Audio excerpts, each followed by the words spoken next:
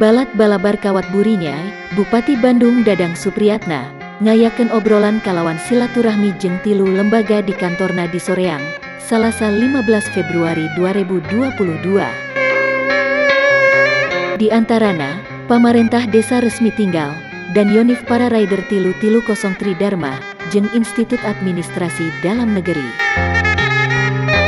Dina obrolana, Bupati Dadang Supriyatna janji, yen inyana baris nampung aspirasi desa resmi tinggal.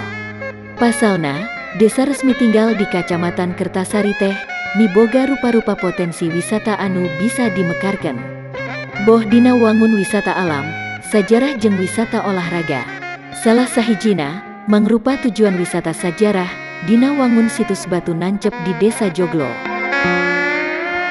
Salian ti eta, desa resmi tinggal oge miboga daya dukung, saperti potensi kuliner jeung karajinan daerah, anu bisa mantuan ngaronjatkeun ekonomi masyarakat sabuderenana.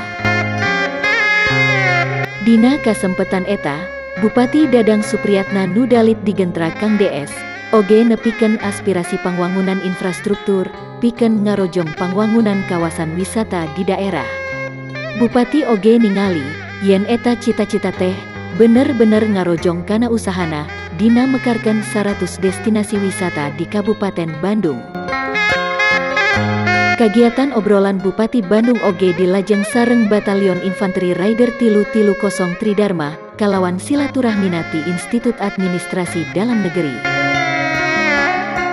Wakil Rektor Bidang Akademik Hieronimus Rowa mitutur, yen dina silaturahmi inyana, boga maksud pikeun koordinasi, sakaligus ngajajah lokasi praktek lapangan opat, pikeun Angkatan Praja Satuan 28, nu rencanana rek dilaksanakeun di 5 kacamatan sa Kabupaten Bandung.